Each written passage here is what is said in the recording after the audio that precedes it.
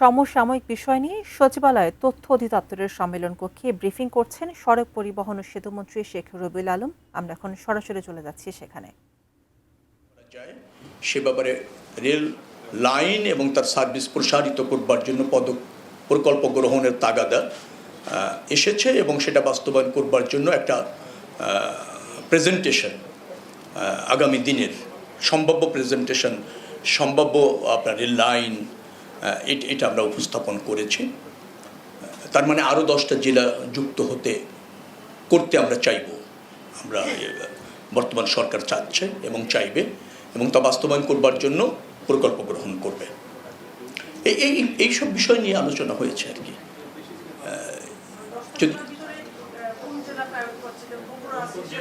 না, যেগুলি আছে সেটা তো আছে, যেখানে একেবারে নেই, যেমন মানিকগঞ্জ ঢাকার কাছে নেই, তো আমরা চাচ্ছি যে যেহেতু কমিউটার ট্রেন চালুর একটা ব্যবস্থা আমাদের অঙ্গীকার আছে, যেমন Dhaka Narayanganj, Dhaka Tongi, Joydebpur, at the same Dhaka Manikganj, Dhaka Narsingdi, তো মানিকগঞ্জ ট্রেন যোগাযোগ নেই, তো আমরা ঢাকা মানিকগঞ্জ এটা করার একটা সিদ্ধান্ত নিয়েছি যে কমিউটার ট্রেন মানে ঢাকা থেকে মানুষ তার ব্যবসা কর্ম সব কিছু ছেড়ে পাশের জেলাগুলিতে দ্রুততম সময় আসতে পারে এবং যেতে পারে কাজ সেরে।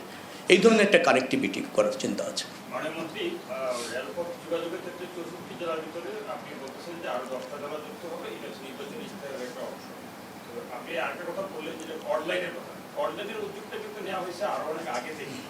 আজকে মাননীয় প্রধানমন্ত্রীর সিদ্ধান্ত বা নির্দেশ ঘোষণাটা কি দিকে কর্ডলাইন হিসেবে ঢাকা কুমিল্লা যে কর্ডলাইন, ঢাকা থেকে চিটাগাংয়ের যাতায়াত পথ কমানোর জন্য এই কর্ডলাইন প্রজেক্ট, সেটা বহুদূর কাল ধরে চলতেছে। আজকে সিদ্ধান্তটা কি ছিল? এটা এক, দুই হচ্ছে শুধুমাত্র রেলপথ বাড়ানো, এটাই সমাধান। তার পাশাপাশি আপনার লোকোমোটিভের বিষয় থাকে, আপনার কোচ গোয়ালগড় এই জায়গায়, এই ক্ষেত্রে কোনো নির্দেশনা আজকে আসছে কিনা, এই ধরনের কোনো প্রজেক্ট নেওয়া হইবে না। ঢাকা থেকে কুমিল্লা কর্ডলাইন নিয়ে আপনি যেটা বলেছেন সেটা ভাবনা ছিল, আর আমরা বাস্তবায়ন করতে যাচ্ছি, এটা হলো চাচ্ছি, এটা হলো পার্থক্য। কর্ডলাইনটা দরকার, প্রায় 80 থেকে 82 কিলোমিটার পথ কমে যায়, এটা আমরা সবসময় শুনছি, কিন্তু এটা বাস্তবায়ন করবার জন্য প্রকল্প গ্রহণের তাগাদা এসেছে। This the difference. আরেকটি কথা আপনি বলছেন যে রেল লাইন বানাচ্ছেন, লোকোমোটিভ বা ক্যারেজ থাকছে কিনা। বিগত আমলে যে কাজগুলি হয়েছে সেখানে রেল লাইন হয়েছে, ক্যারেজ বা লোকোমোটিভের কোনো সন্ধানই নাই।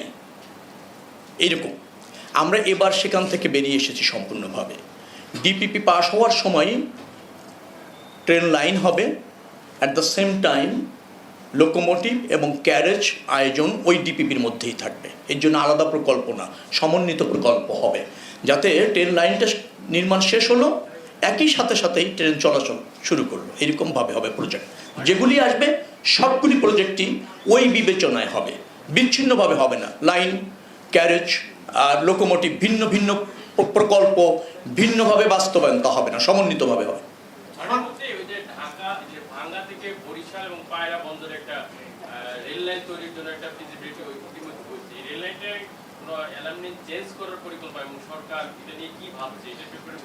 না, ফিজিবিলিটি টেস্ট আমাদের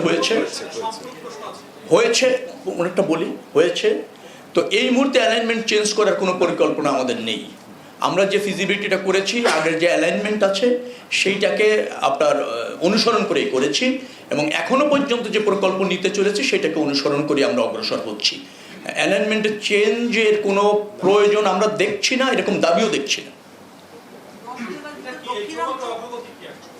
ঢাকা থেকে পায়রা পর্যন্ত যে আরেকটু সাথে সম্পর্ক আরেকটু হচ্ছে, সম্পর্কে আমরা সোশ্যাল মিডিয়াতে সব বেশ কিছু জায়গায় দেখেছি যে পদ্মা সেতুর যে রেল লাইন, সেই রেল লাইনের নিচ থেকে মাটি খুঁড়ে নেওয়া হয়েছে। এইটার বিষয়টা আমি যতটা জেনেছি এই মাটি খুঁড়ে নেওয়া হয়েছে বিষয়টা এরকম না।